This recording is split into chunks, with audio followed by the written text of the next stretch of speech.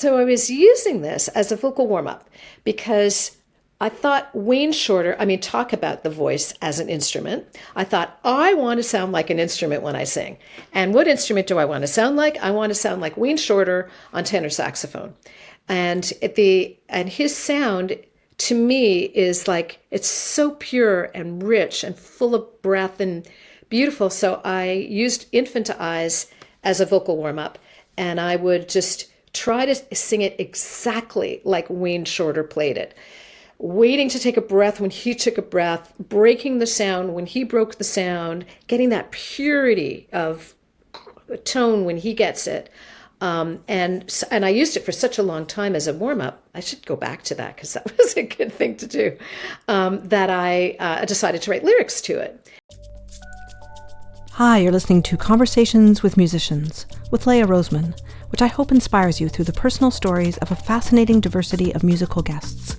Fern Lindzon is a Canadian multi-style pianist, vocalist, composer, and improviser. She recently released a great album with her new trio project, Tryptique, with Colleen Allen and George Koller, and we're featuring music from that album, as well as some of her other work, including her Juno-nominated album, Two Kites. We talked about her mother, the artist Rose Lindzon, many mentors and influences, including Don Thompson, Bern and Marilyn Lerner, and several of Fern's projects, including creating silent film music, Klezmer with the Sisters of Sheynville, and her new project of learning the expressive electronic instrument, the Haken Continuum. In fact, what really struck me about talking to Fern was her thirst to continuously expand her knowledge, skills, and creativity. Like all my episodes, you can watch this on my YouTube channel or listen to the podcast on all the podcast platforms, and I've also linked the transcript to my website, leahroseman.com. It's a joy to bring these inspiring episodes to you every week, and I do all the many jobs of research, production, and publicity. Have a look at the description of this episode, where you'll find all the links, including timestamps and different ways to support this podcast. Hey Fern, thanks so much for joining me here today. I'm thrilled to be here. Thank you, Leah. So one of your projects we're going to be focusing on today is your wonderful new album, Tryptique. And actually, a guest of this podcast, Colleen Allen, is part of that group. So yes. I hope people have listened to that episode with her, and I will be linking it directly in the show notes if they missed that. Oh, wonderful. And like yourself, she's part of many projects, as well as your bassist, George Koller, who I believe has been featured on over 1,600 albums in his career. Is that crazy? Yeah, George is very in demand, and for good reason. Actually, another jazz musician I interviewed recently, she was saying, if you're a bass player, you're going to get work. Actually, that's true. But especially if you're George Koller. Yeah. So I thought it might be interesting to start with your mother, Rose, the artist, because her work is featured on the album. Yes. So my mother was an abstract expressionist painter. She painted throughout my life, and she always listened to mostly classical music, but jazz as well. She was featured in a whole bunch of different major collections, including the AGO. She passed away last June, and it's just an honor to be using her artwork for this record. And I believe after she died, you found a box of that you hadn't known about. Yeah, my brother found this box that consisted of 296 color separations and slides of her work, which I'm currently having all digitized. So that was a huge discovery. I'm now putting a Google Doc together that will have all of the digital images from that, plus the other images that we already have. So it's really exciting to have that. There's so many works that I didn't know about. Yeah. Do you find you're getting to know her through some of this work in a different way now that she's gone? That's really interesting. So my mother was, in a lot of ways, she was very secretive, or she had her pursuits that she didn't necessarily tell us a lot about.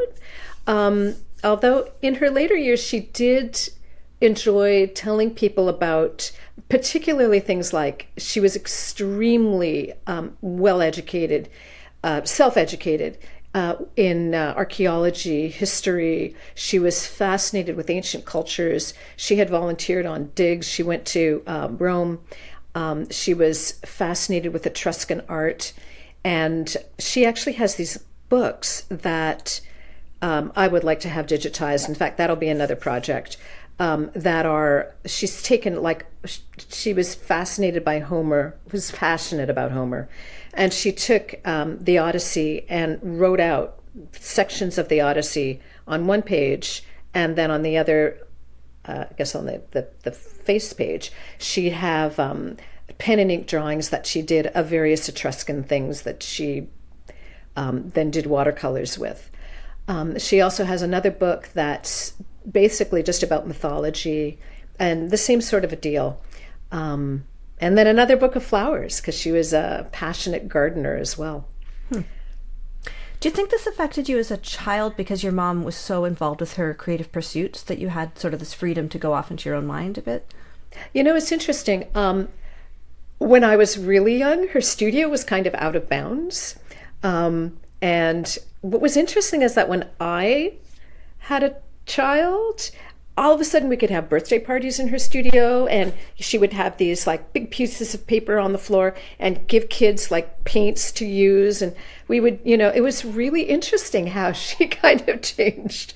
I guess, but some of my absolute favorite memories growing up were her taking me to places like David Mirvish Gallery. And I got to meet a lot of the artists, a lot of the 20th century New York abstract expressionist artists. Remember Larry Poons came and stayed at our house. And I loved going to that gallery. Mm-hmm. Very interesting. So let's go back to your album. So Okay. During the pandemic, the three of you had these weekly jams? Yes. We had a fourth member as well. We often got together with Jim Gelser as well on drums, and we have another band which is a quartet, which we call Salter Suite, because we started off at Colleen's studio, which was on Salter Street. So the four of us would get together almost weekly, beyond the point where you weren't allowed to see anybody. And because we had a fairly large space, and eventually we moved into a different space, we could be, we could be masked. Colleen could be at one end of the room, and so we could still get together. And what was amazing about that was being able to bring in material that we just wanted to work on, that we'd never either played before, or like, oh, here's a new arrangement, or here's an idea for something. We did some free things. We brought in music from Canadian composers that we really liked.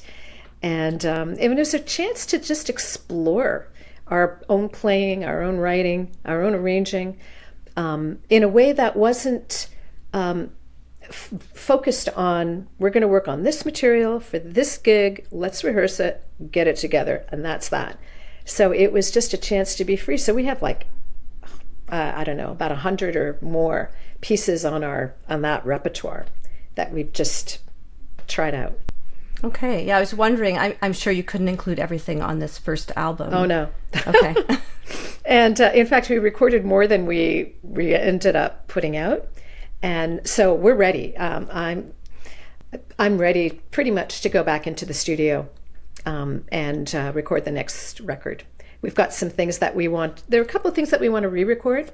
There are some other ideas because we're always exploring. So I've got some new things that I really want to record. And so we'll see what happens. Hopefully in the early spring, we'll get together. Exciting. Yeah. Well, Fern, a lot of people know you as a vocalist. And yes, on this album, you're playing piano only. Yes. Was that a decision? That's another thing that happened during the pandemic. I really decided, once you got past the first month of watching too much TV, I decided that I really wanted to take advantage of this time to really focus on my piano playing. And So I did, and I thought, okay, I want to work on. So I had started off in classical music. I went through the Faculty of Music at U of T. I went through the Royal Conservatory, and when I was at U of T, I was studying musicology. I wasn't even in the jazz. There wasn't a jazz program, in fact, and I didn't even discover jazz until my third year. So when I graduated, I decided I was going to stick it out and finish my degree, take a year off, and then go back and just work on playing jazz. And the way that I did it was I took workshops. I studied with various people like Frank Falco and then Don Thompson. He was a huge influence on me. And so I felt that there were, like, because I hadn't really studied jazz, there were a lot of gaps in my education. So I decided that I would educate myself.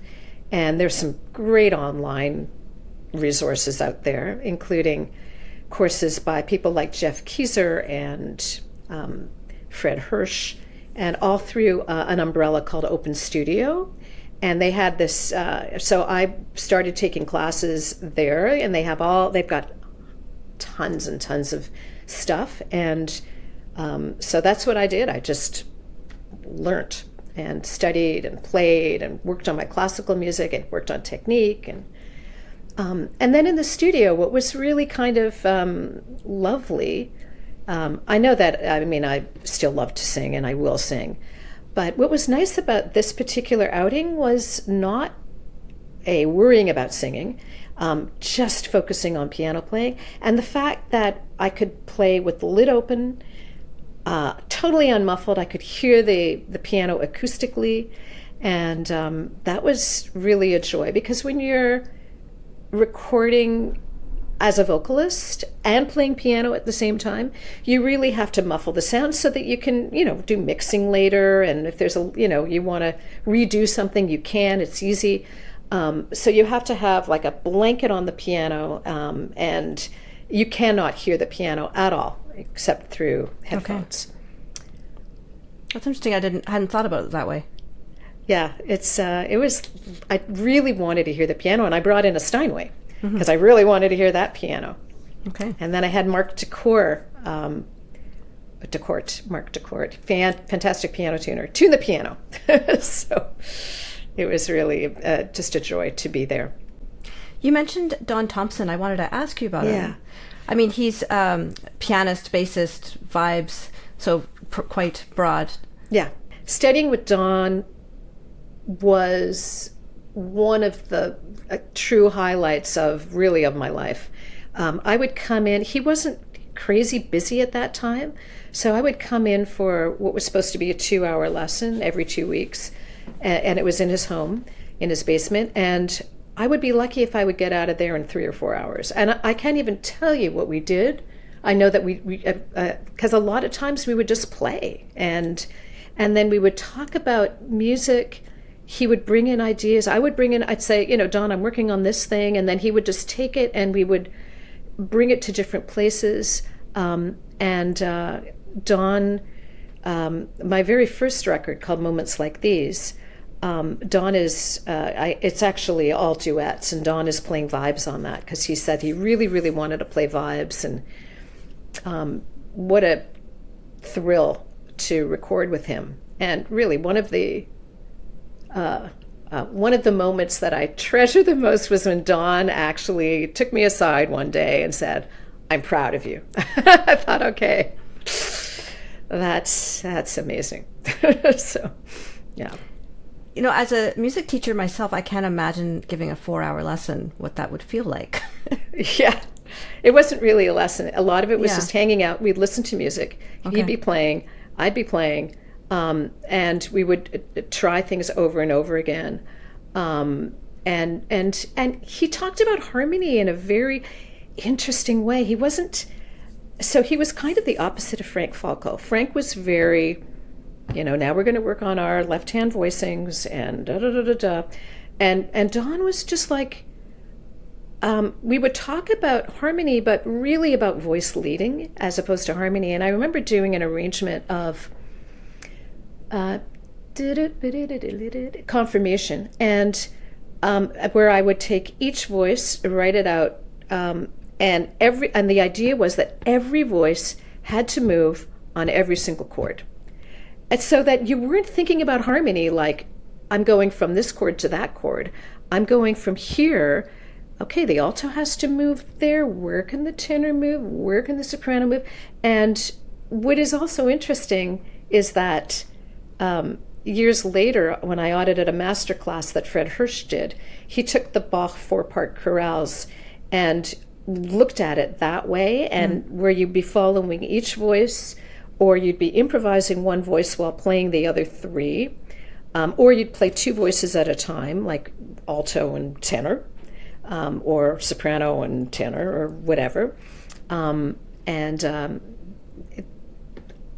know that Fred also talks about Bach being the way to learn about voice leading, but Don was very much about that. Okay. Well, since you mentioned Fred, in a previous interview you'd done, Fern, you mentioned this exercise you learned from him that was really great for creativity, like 20 minutes of focusing on one problem. Yeah, and he even has a little kitchen timer, like the old-fashioned kind of, where, you would spend 20 minutes working on, let's say, playing a duet with yourself. 2 voices, counterpoint. Or you would do something where, actually, I think it was 10, was it 10 minutes? Maybe it was, I can't remember if it was 10 or 20 minutes. 20 minutes is a really long time. It is. It might be a 10-minute solo. There were things where you would take a melody and displace it. He has a whole list of things that you can do. Mm-hmm. So displacing the melody, doing things where you're crossing hands, like any kind of idea, doing things where you're comping in the right hand and soloing in the left hand. So giving yourself specific things to do. This is an excerpt from Eucalyptus, from Tryptique. All the music you'll hear in this episode is linked to Fern's website in the show notes of this podcast.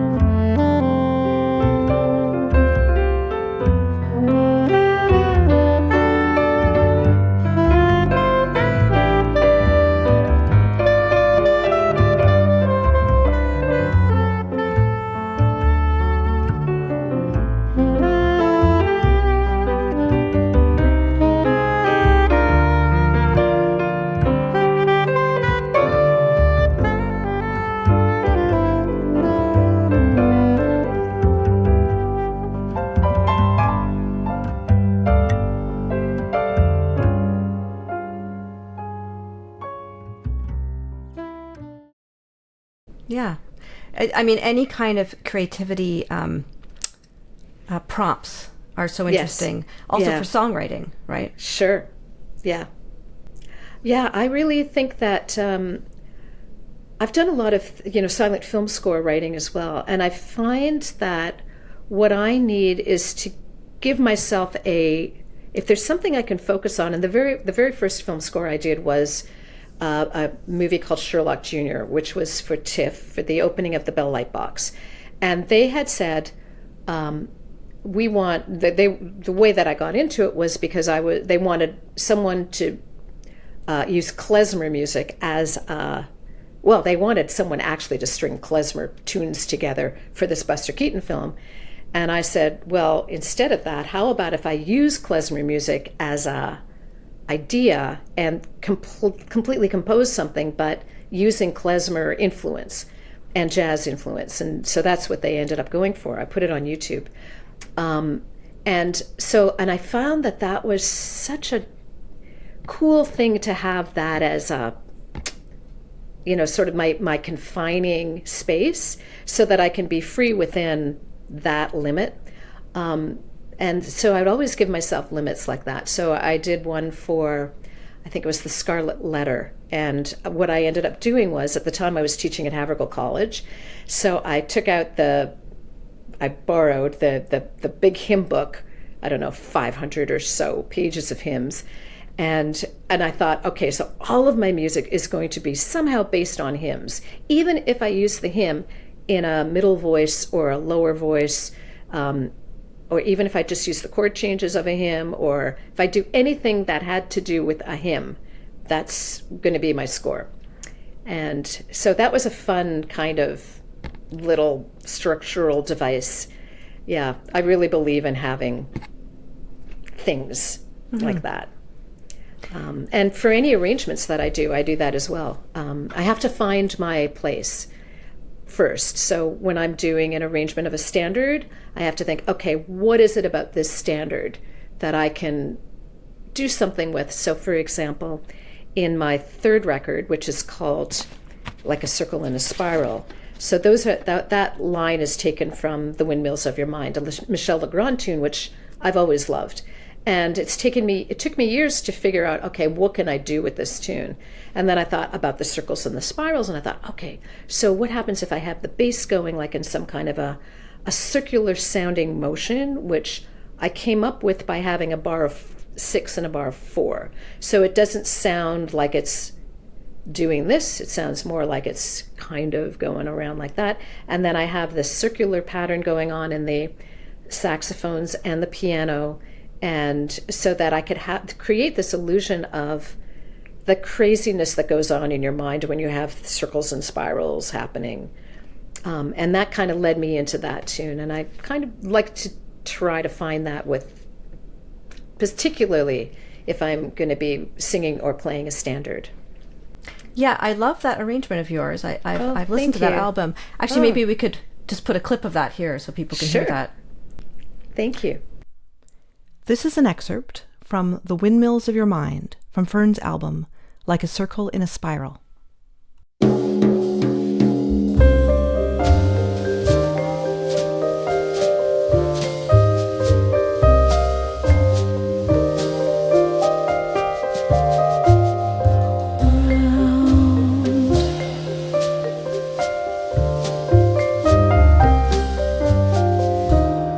Like a circle in a spiral, like a wheel within a wheel.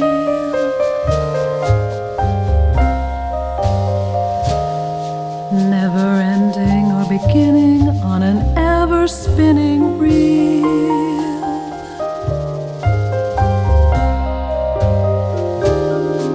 Like a snowball down a mountain or a carnival balloon. Like a carousel that's turning, running rings around the moon. Like a clock whose hands are sweeping past the minutes of its face, and the world is like an apple whirling silently in space.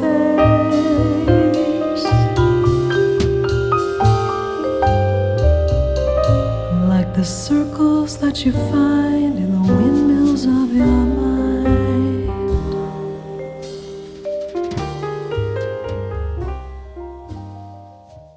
You know, I said we talk about Tryptique, and we have to get into it. Oh, yes. We've gotten to Tryptique. so many interesting topics, and I want to get back to some of these things. Yes. In terms of clips, there's always so much great things.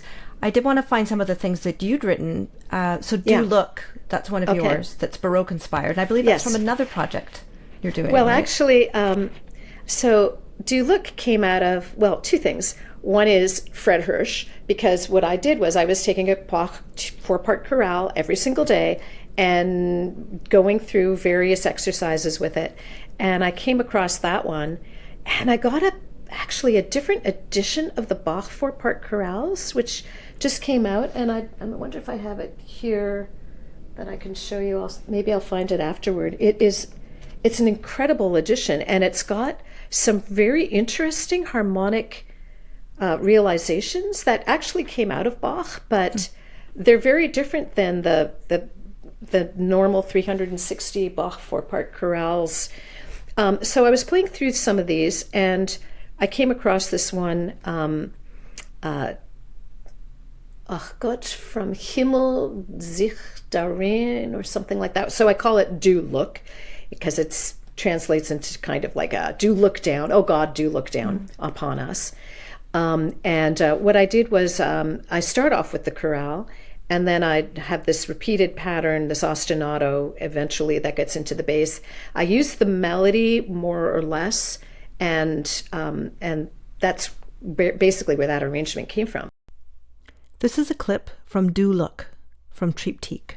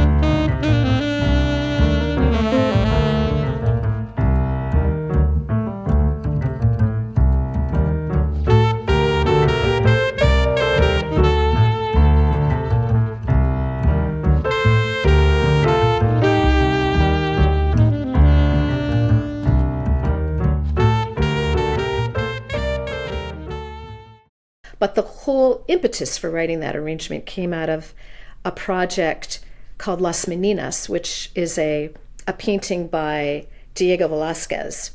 And there's another tune on the record on Tryptique that is called Canarios, and that was actually written by someone named Gaspar Sanz. So this came out of the very beginning of this project was when I went to I was in Barcelona. I went to the Picasso Museum, and I walked into this room, mainly because it was the only place that wasn't crowded. And so I could spend time in this room by myself. And I saw painting after painting of this princess, and I thought, wow, that's really interesting. I wonder what I'm looking at. And then eventually I realized that I was looking at a painting by Velázquez that Picasso had taken every element of and painted them over and over and over again to find some language, or to use his repertoire of languages, exploring this Baroque painting. And I thought, now that would be a really fun thing to do with, why don't I take Baroque music and see if I can make it abstract and cubist and do other things with it. Eventually, I became fascinated with the actual painting itself and Velázquez. So Canarios is written by Gaspar Sanz, who was he worked in the court, the same court that Velázquez worked in, which was the court of Philip IV of Spain. And there's stories about Gaspar Sanz too, but he's a fantastic composer. And I'm going to do more things with his music. But that was a fun arrangement. I'd read somewhere that you were writing a musical based on this. Yeah. Okay. So we'll see what happens with that. So that was another pandemic thing. I got a grant from the Canada Council because people were saying, "Oh, you know so much about this. I think you should write a musical." And I went, "Well, okay." And I found a director named, she works out of a Luna Theater, and Bea Pisano. And we got a grant to work on this musical. So we spent about 6 or 8 months trying to put this together, and I wrote a bunch more music, and I've included a bunch of other things. And So that's still ongoing. We'll see what happens with that. But Yeah. Well, these big projects must take a while. yeah. This is an excerpt from Canarios from Tryptique.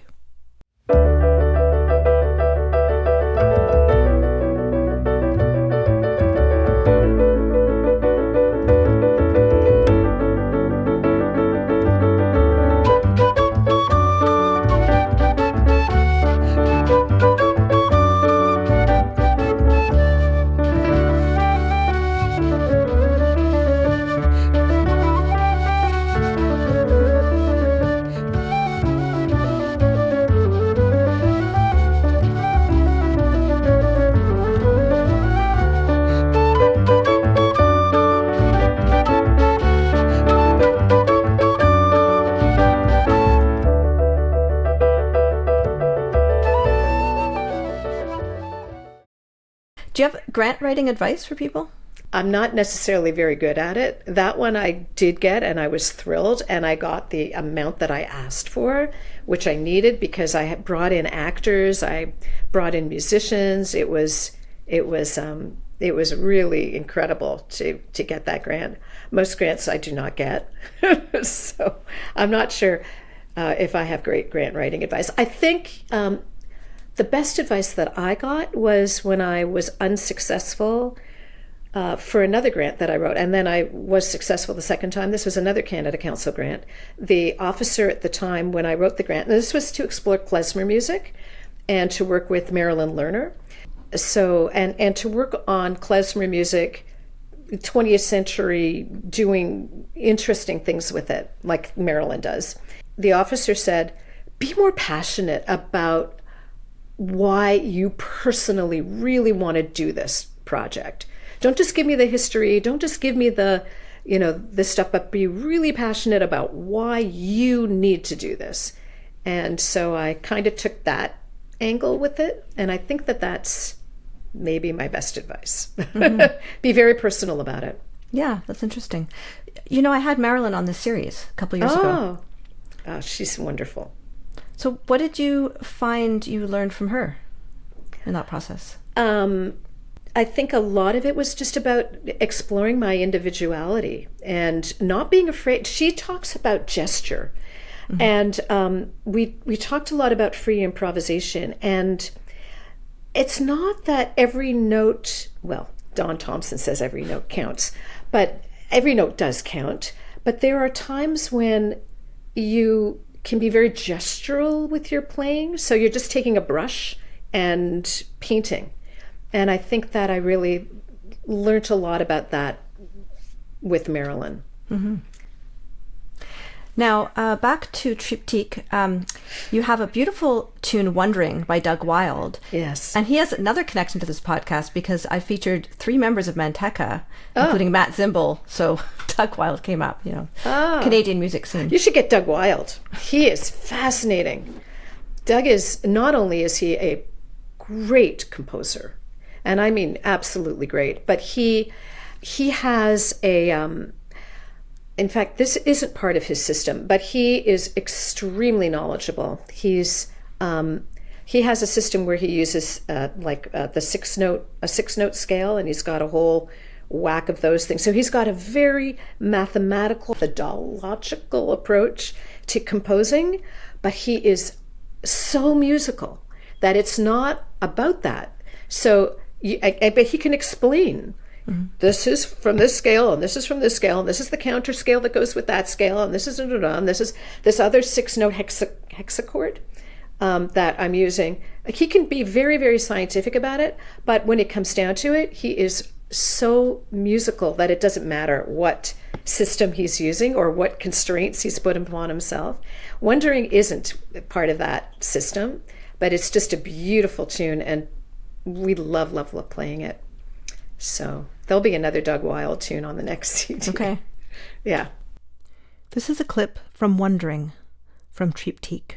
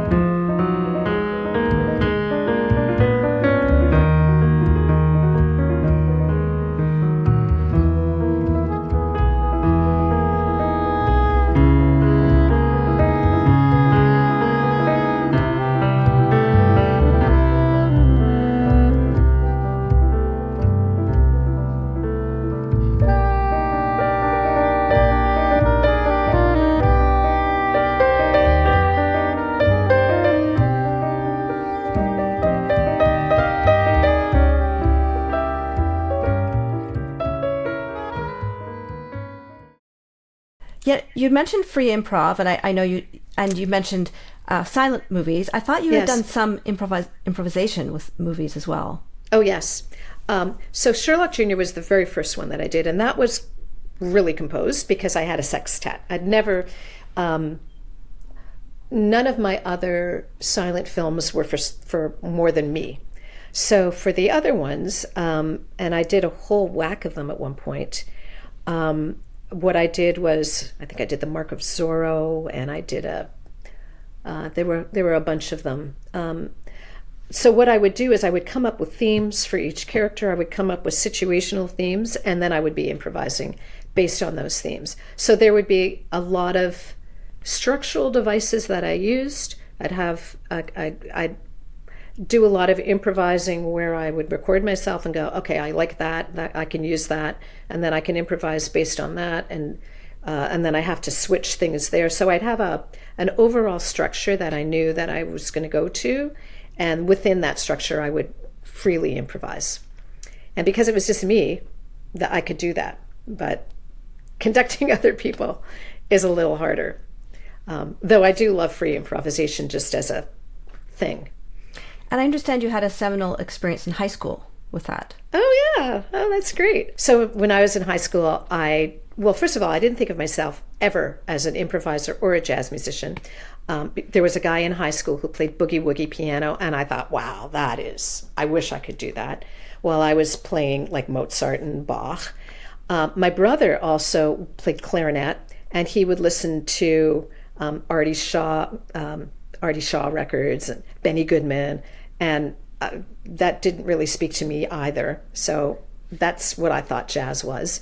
So, but my high school music teacher took me and two other people to this woman's house one night, and she did free improv. And I remember we started off, we would read words, and we would be sitting in a circle reading words, and just going in any random order. And then eventually she had all of these found objects and any kind of things that make noise and mallets. She had a prepared piano, and it was such an eye-opener to make music like that with a bunch of strangers and to really feel moved by what we were doing. It was incredible.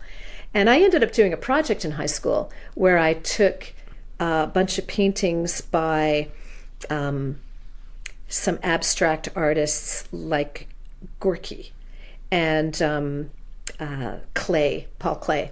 And I would sit at the piano and improvise and show the art as well. And then I kind of forgot about all that stuff, went through university, and then in my third year of university, I accidentally stumbled into a jazz club. In fact, it was because Joey Goldstein, guitar player, was standing outside a club in Yorkville called the Ship of Fools.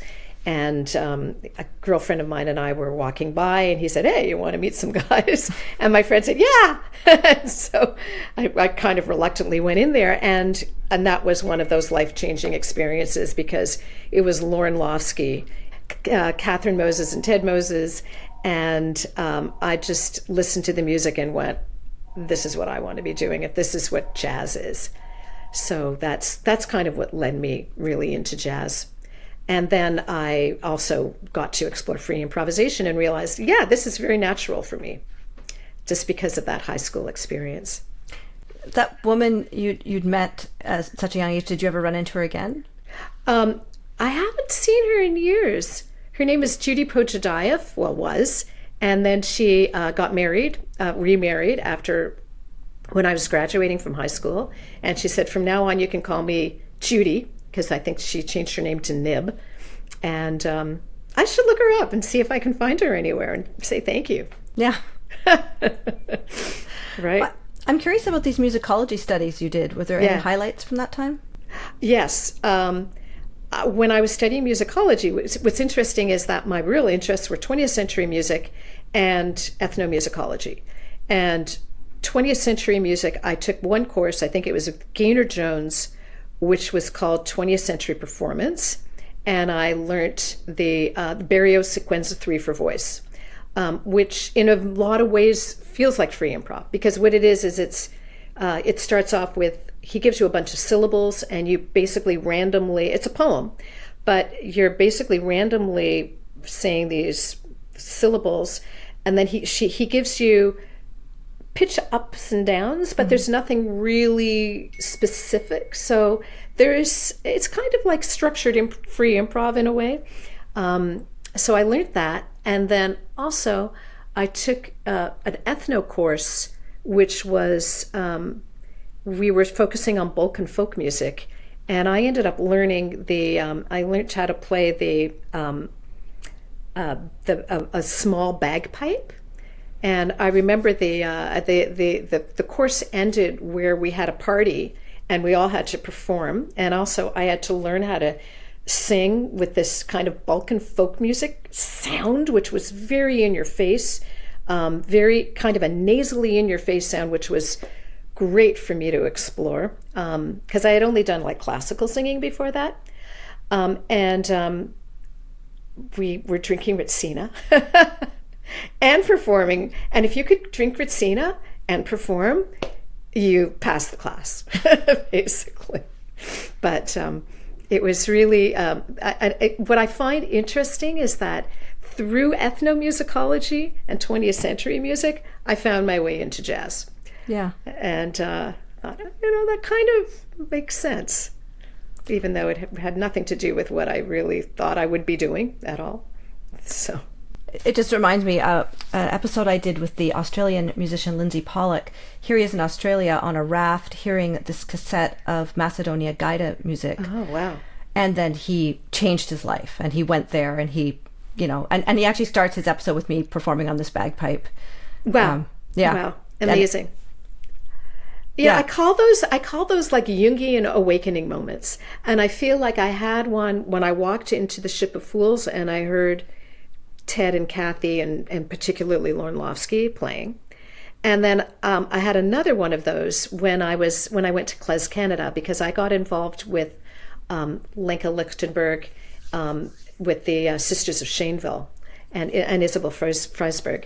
And Laurie Wolf, our drummer, because I figured I'd played fake klezmer music before that, and I didn't really play swing either. And Sisters of Sheynville was really a swing klezmer band.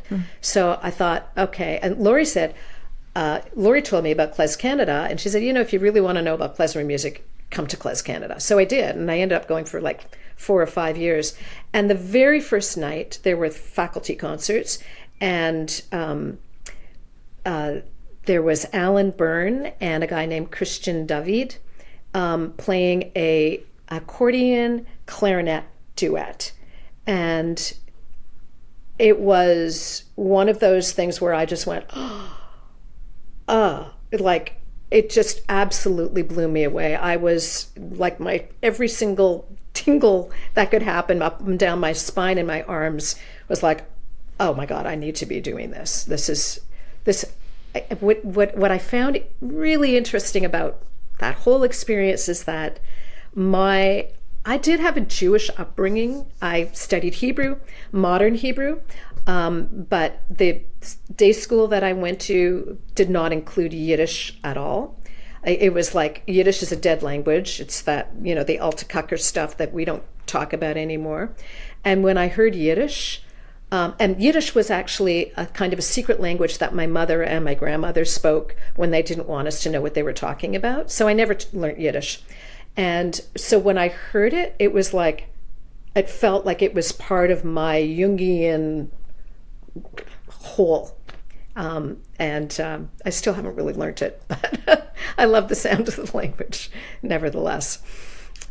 Yeah, I mean, that's such a common story. I also heard some Yiddish growing up. My parents would speak it secretly and with, older relatives. And I have studied Yiddish for a few years, and I've interviewed many people involved with klezmer music on this podcast. So if people are interested, I can link some of those. Oh, that's great. Oh, and he's Alan Byrne was another great resource for free improvisation. In fact, one of the classes that I did with Alan was a total free improv class that we did like a whole week of free improvisation, and it kind of loosely based on anything Yiddish, but mostly it was free improv. And so I learned a lot about free improvisation. And he had all these ideas that he had gotten from the Art Ensemble of Chicago. And then I ended up going to Weimar to study with Alan. And he was offering free improvisation workshops there as well, which were really life-changing in a lot of ways. Hi, just a quick break from the episode. I wanted to let you know about some other episodes I've linked directly to this one, which I think may interest you, with Colleen Allen, Matt Zimbel, Paulina Shepard, Marilyn Lerner, Kelly Lee Evans, and Kate Dunton. It's a joy to be able to bring these meaningful conversations to you every week, but this project cost me quite a bit of money and lots of time. Please support the series through either my merchandise store or on my Ko-fi page. You'll find the links in the show notes. For the merch, it features a unique design by artist Steffi Kelly, and you can browse clothes, notebooks, mugs, and more, everything printed on demand. On my Ko-fi page, you can buy me one coffee or every month. You'll also find the links to sign up for my newsletter, where you'll get access to exclusive information about upcoming guests. Finally, if you're finding this episode interesting, please text it to a friend. Thanks. Well, let's go back to Tryptique. I really enjoyed Compassion Blues, which is one of George Koller's compositions. Yes. Yeah, you can pronounce it Koller. That's a beautiful one to play. And what was wonderful about our get-togethers is that we'd all bring in different material. And George brought in a lot of stuff. And he introduced us to Freddie Stone's music, which is great because it has free and structure at the same time. But Compassion Blues was his... George is very conversant in East Indian music, or traditional classical Indian music. And he plays a whole bunch of stringed instruments, sitar type instruments, etc. So this was his attempt to sort of have this East meets West with this feeling of compassion.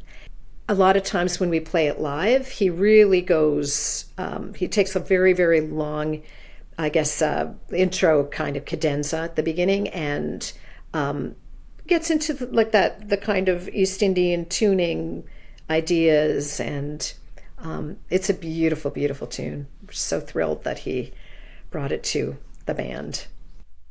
This is an excerpt from Compassion Blues, written by and featuring George Koller from Tryptique.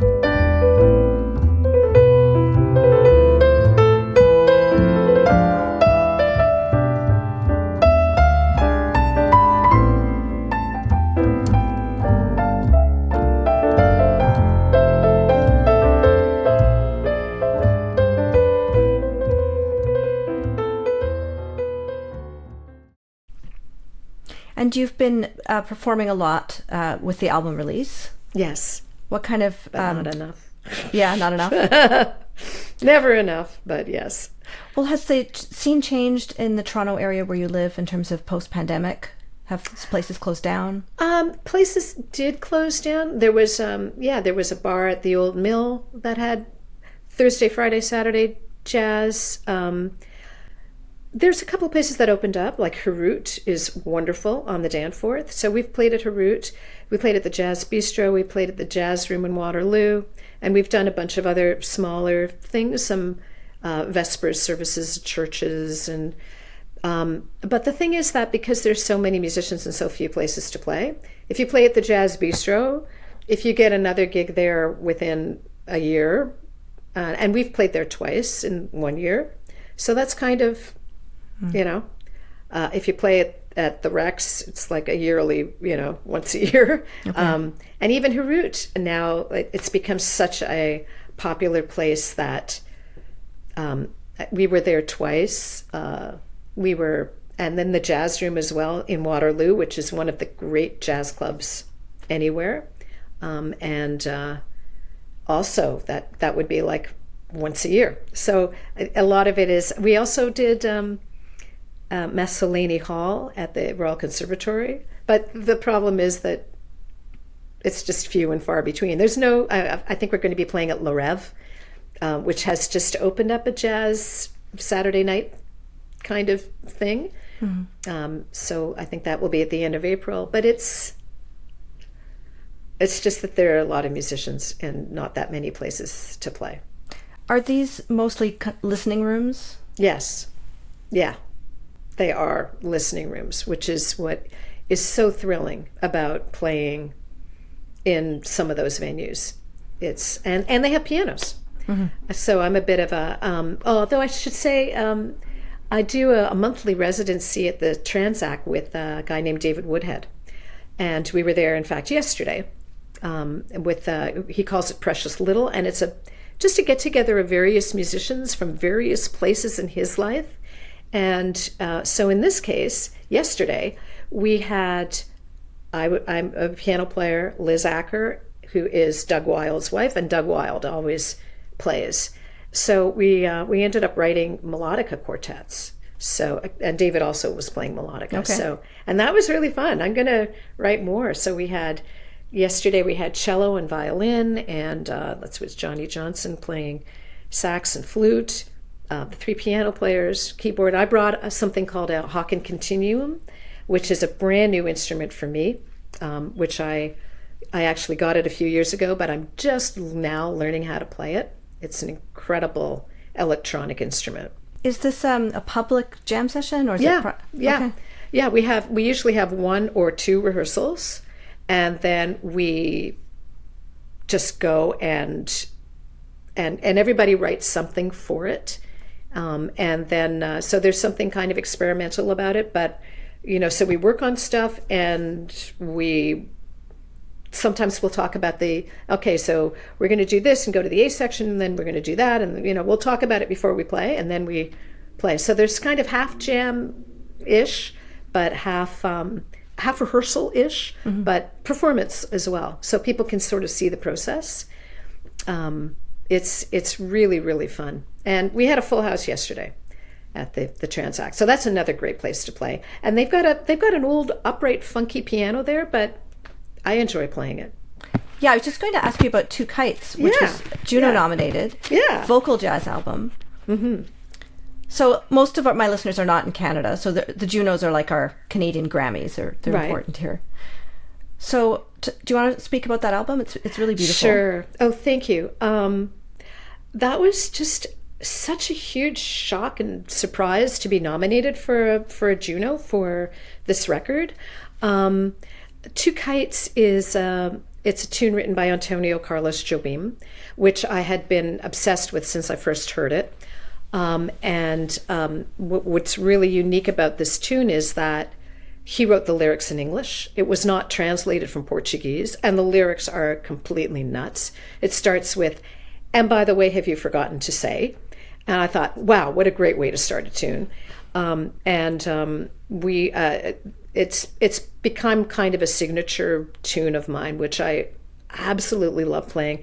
And one of the things that's amazing about it is that it's got this very, very fast piano thing going on, and the vocals just float on top of it, just like the kites are floating. There's some other tunes on the record, like it starts with a tune written by Norma Winston called Distance. Norma is another big influence on my musicality, singing. I absolutely love Norma Winston, everything she's done. So it starts with two kites, with Distance. And I even have some Yiddish in there. There's an arrangement of Donna Donna and a thing called Yam Lied, which I sing in Yiddish, which goes into a couple of sort of a klezmer thing and a Balkan folk song. So it was, this was, and I have Mike Murley on saxophone, and Mike is absolutely fantastic at just finishing my phrases. I don't know how he does it. He is a remarkable musician. In fact, he just recorded a record with Norma. So, yeah, and George produced it. He's on it, and Nick Fraser's playing drums. Wonderful, wonderful drummer. You're about to hear an excerpt from Two Kites, the title track of Fern's album. Everything linked to her website, linked in the show notes of this podcast.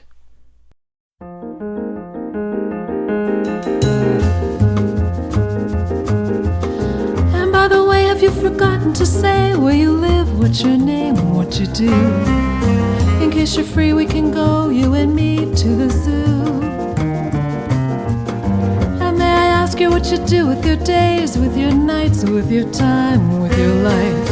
Suppose I dare to ask, what are you doing tonight? If you are free, I can lend you these wings for flight.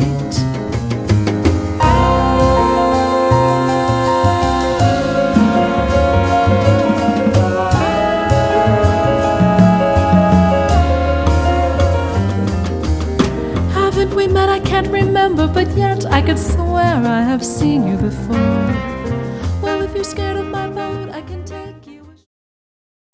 Fern, I'm always curious to ask singers about this idea of the voice as an instrument and how that affects your identity as a musician.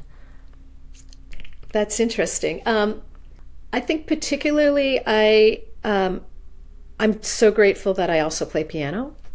You know, the voice is so unique because it's an instrument, but also it gets to sing words, and no other instruments actually sing lyrics. And words are so important. And, you know, when I'm not singing, I'm thinking about the words.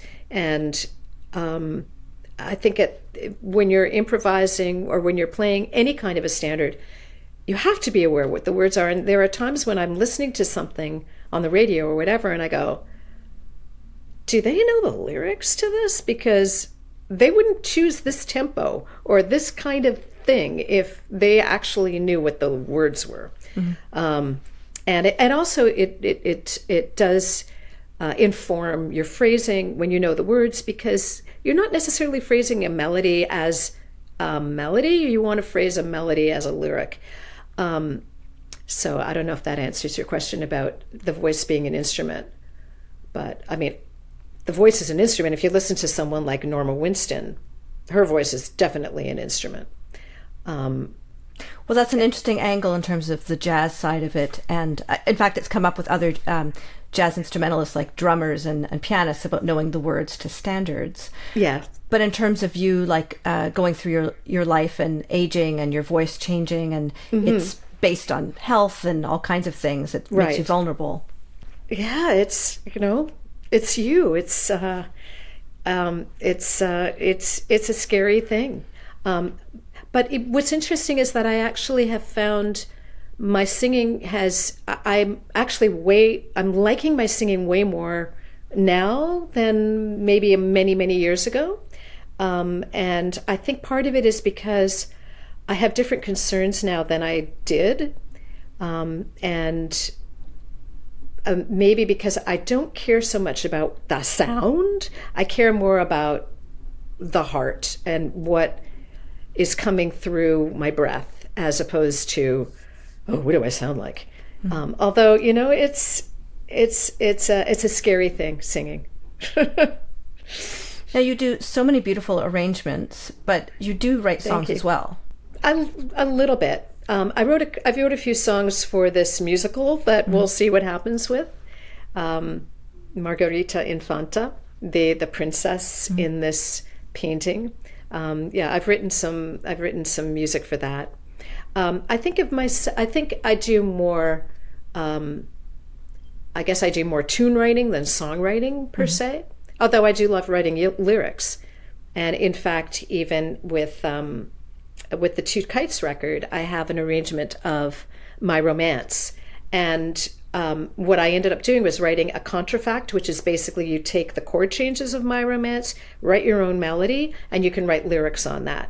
I learnt that you can't actually write lyrics to a pre-existing song unless the composer is alive. If the composer is dead and you're dealing with a record label or an estate, you cannot do that.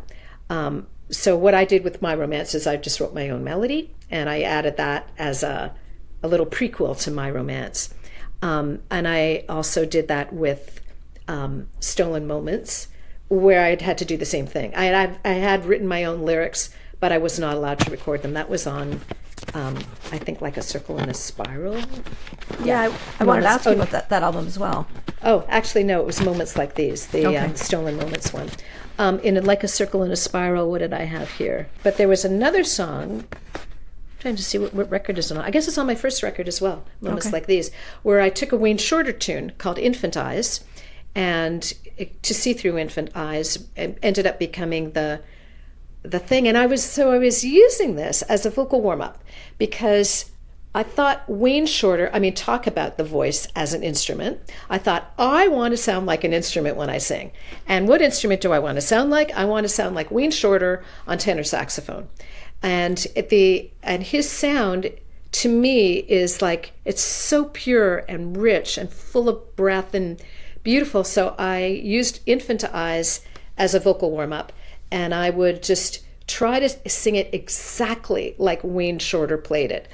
Waiting to take a breath when he took a breath, breaking the sound when he broke the sound, getting that purity of tone when he gets it.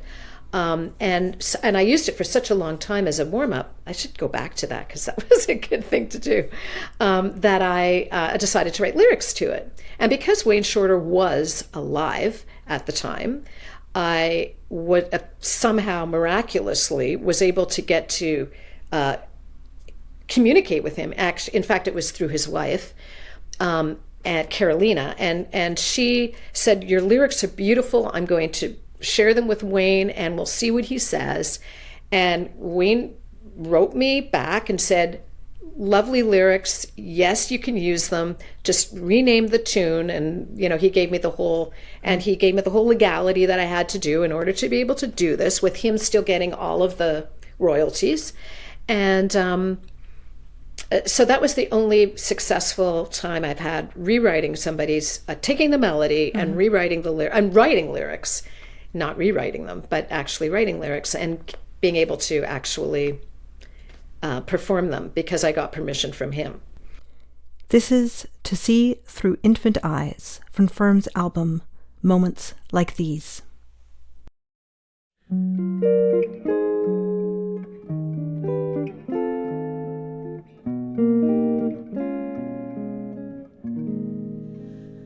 How the dew sheds teardrops on the rose, fragrant with dawn for you, never to see the world through infant eyes.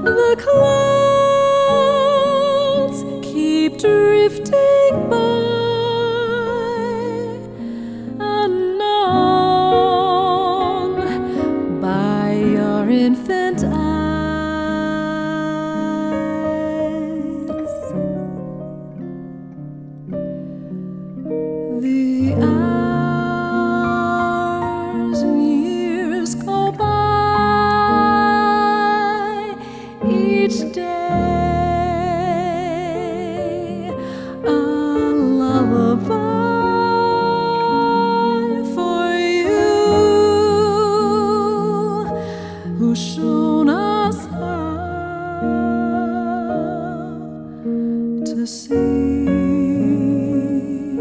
through infant eyes.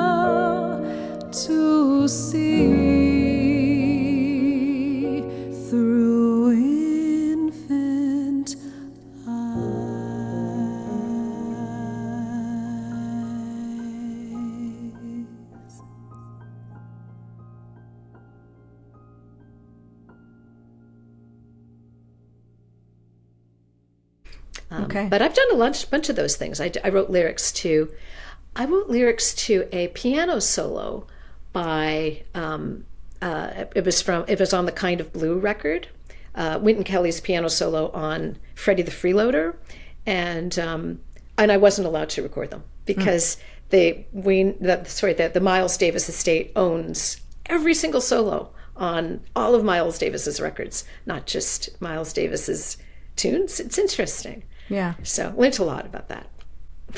So on like A Circle in a Spiral, that album, you have this beautiful photo of you, and recently on social media you posted about this meeting the photographer. It's kind of interesting.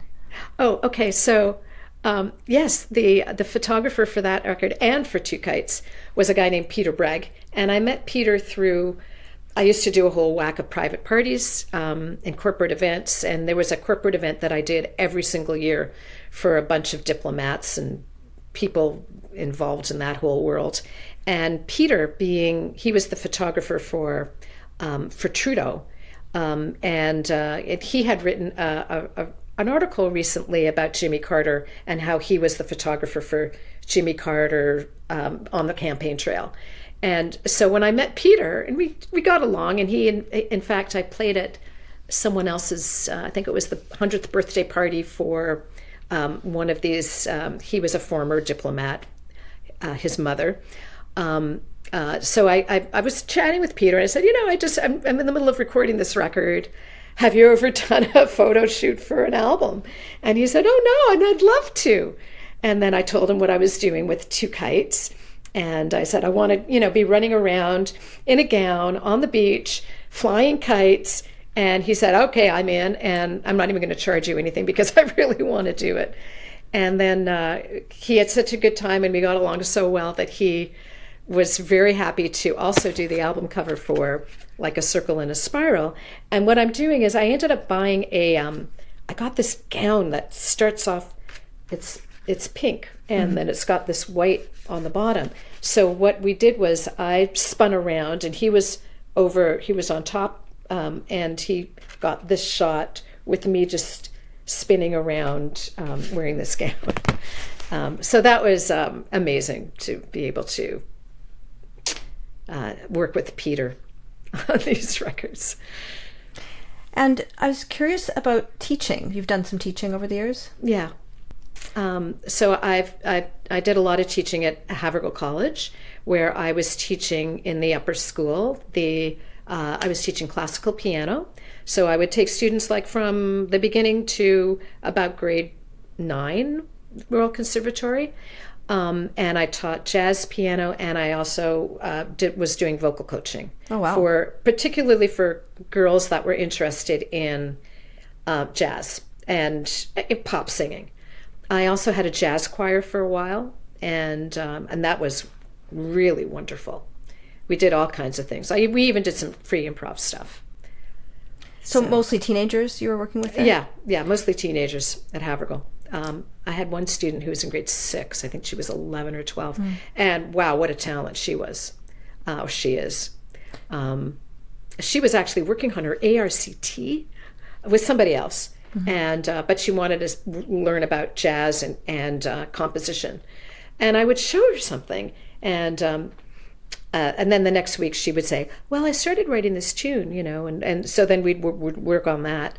The thing about teaching at Havergal is they have a fantastic music program. Music is a priority at that school. They have a string program, a orchestra. They have all kinds of choirs, and it was a wonderful place to work. They have studios with pianos, a lot of funding for the music program. So it was nice. I've done some private teaching as well, especially on Zoom. But right now I'm not actually teaching anyone but me. Well, it's interesting you say that, because it strikes me, I mean, I think everyone I talk to are lifelong learners, but you really seem to have this thirst for that growth mindset, really. Well, as John Williams says in that fantastic documentary, if you haven't seen it, it is fantastic. He says that music is enough for a lifetime, but a lifetime is not enough for music. And I completely believe that. We started with your mom. And right. I know you're also a parent, and I'm curious about, in terms of encouraging a creative life, and also having worked with teenagers for so many years. Talking about my mother, bringing it back to full circle. The reason why I started playing piano was because my mom started taking lessons when I was about 7. I never really liked going to bed, but I would look forward to going to bed when because I knew that my mother was going to start practicing when I went to bed, and I would listen to these pieces. And then when I finally started taking lessons, I was like ready. And I thought, whenever I got to a piece that my mother had played, it was like I had, conquered this thing. And I already knew the music, so that it was really, really wonderful to get that through my mother. And also the kind of music that she listened to. She had all these great records, and everything from Glenn Gould playing Bach and Beethoven, and I remember there was a Judy Garland at Carnegie Hall record, and just and musicals. I loved musicals, so it was great to be exposed to that. And on the same token, my daughter has been exposed to lots of musicals, and she loves musicals. And I always reflect people more our generation, that we grew up with less choice as to what to listen to. Yeah. There's a benefit to that, because now it's just so wide. Yeah. And then you have to listen to the same thing over and over and over again, because that's all you've got. They had their stereo, you put on the record, and then you listen to it again and again and again. And that's really interesting. Whereas now it's like we're so all over the place with everything, and it's hard to just focus and listen. I find that hard, to just listen to something and listen to it again and again and again. Yeah. Some people are doing their album, as part of their album releases, they're doing both online and in-person listening parties. Oh, that's a great idea. And I know Bandcamp has that as an offering. I guess I could still do that on Bandcamp. But people are doing it in person. I guess it's a very cool thing. In person. Yeah. Oh, so you have a thing where you invite people and you play something from the record live too? And no, I think you don't perform. You just listen together, and maybe you talk a bit about it, and people just show up in their cozy clothes, and it's like I love that idea. Yeah. Oh, I could think of some venues that could be really nice, like a living room concert. Mm-hmm. Oh, I love that idea. There you go. Okay. Yeah. And I'm curious about any upcoming projects the next few months. I want to really focus on, well, first of all, I want to focus on learning to play this instrument, the Haken Continuum, which is, if you look it up online, this is an electronic instrument developed by a guy named Leopold Haken, I think he lives in Boston. It took him 45 years to come up with being able to, it's like a big pad with, I can show you what it looks like if you want to see it. Sure. Oh, okay. So just give me 1 sec. So this is what it looks like. Beautiful. And what it is each one of these, it's like a continuous pad. You can push it in.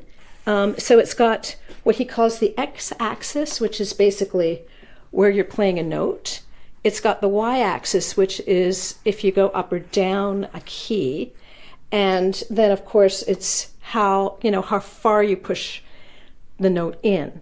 So you can control all kinds of things from pitch. So you can play it like a stringed instrument. So it's got a whole whack of sounds that were developed by a guy in Ottawa, in fact, named Egan, Edgar Egan. I think it's like the Egan sound thing. Although if you're a programmer, you can program your own sounds. It's got probably 1,000 sounds in it, and all kinds of string sounds. It's got sounds that are both traditional sounding, like an actual stringed instrument that was sampled in, or very, very, very electronic and things you've never heard before that he's just come up with. I first heard it when I was at the Museum for Musical Instruments in Brussels. Have you ever been to Brussels? Not yet. Okay, if you go, the Musical Instrument Museum is incredible. It's in an Art Deco building, which is in itself incredible. But each floor so the bottom floor is all pianos, keyboard instruments, from early clavichords, harpsichords that have like a clavichord, harpsichord, so you can play duets with people, to like square pianos, and you put on headphones, and there are various places where you can hear the instruments played. Then there are like strings and orchestral instruments on the whole next floor. The top floor is all 20th century and 21st century instruments, from like a whole Moog studio set up to Owens Martinet and various kinds of electronic instruments.